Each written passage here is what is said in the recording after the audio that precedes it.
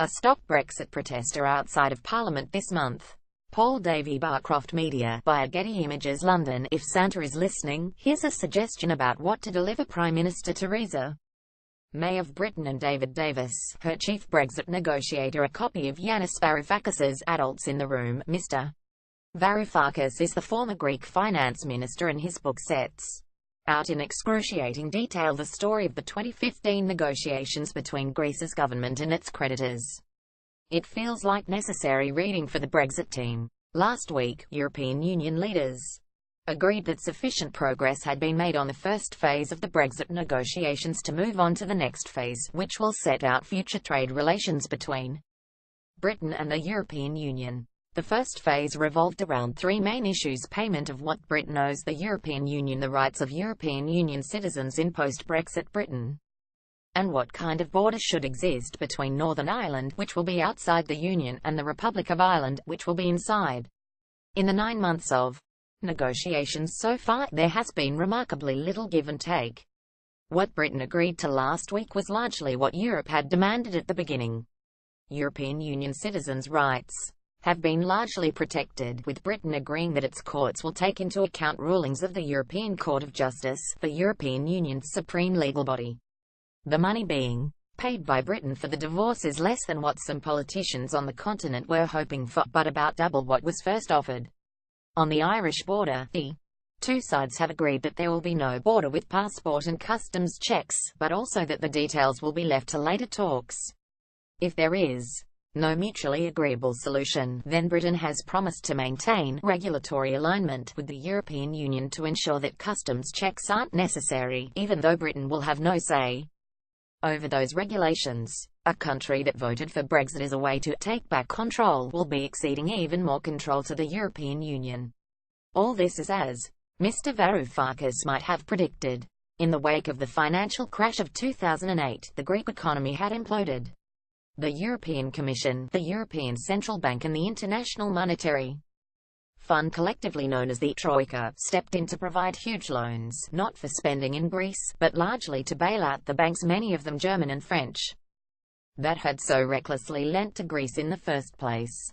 In return, the Troika insisted on an eye-watering austerity program, slashing jobs, welfare payments and pensions. Anger at the harshness of this program led to the victory in 2015 of the left-wing party Syriza. Its leader, Alexis Tsipras, had promised to renegotiate the deal with the Troika. Mr. Varoufakis, who led the Greek negotiating team, writes in Adults in the Room that rather than negotiate in good faith, the Troika employed a number of tactics to ensure that it got its way. The key maneuver was insisting that negotiations be staged in two parts. Greece first had to commit to the compromises they wanted, and then, much later, we could begin negotiations on debt relief. It has been a similar story with the Brexit talks. Britain is dealing not with the Troika, but directly with the European Union. The bruising negotiating tactics, however, are much the same. The European Union insisted at the beginning that the negotiations be split into two parts.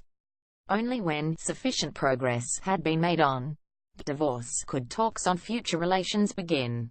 Britain's real interest is in signing a post-Brexit trade deal.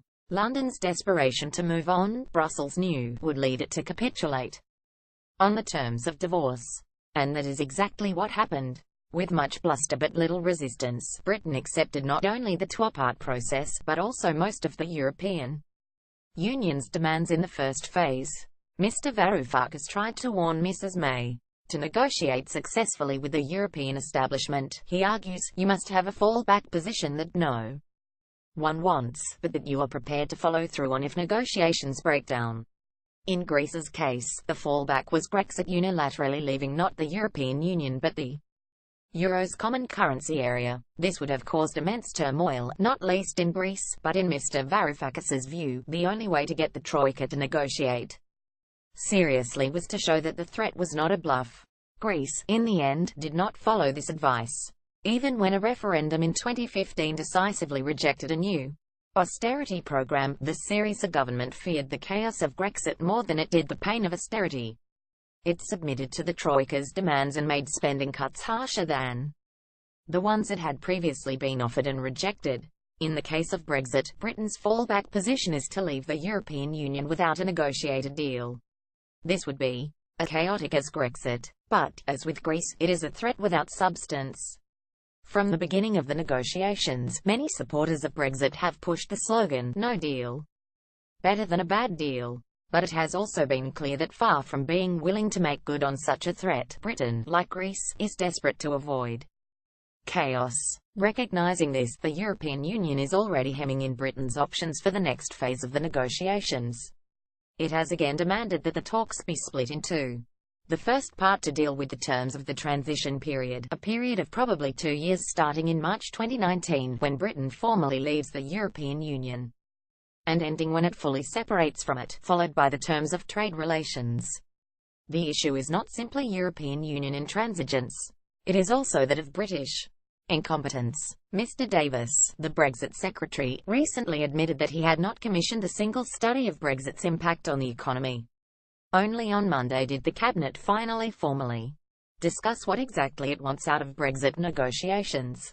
To negotiate with neither detailed information nor a firm vision of the endpoint is akin to playing poker blindfolded. The combination of European Union inflexibility and British incompetence means that however, and whenever, Britain finally exits, it is likely to be on the European Union's terms.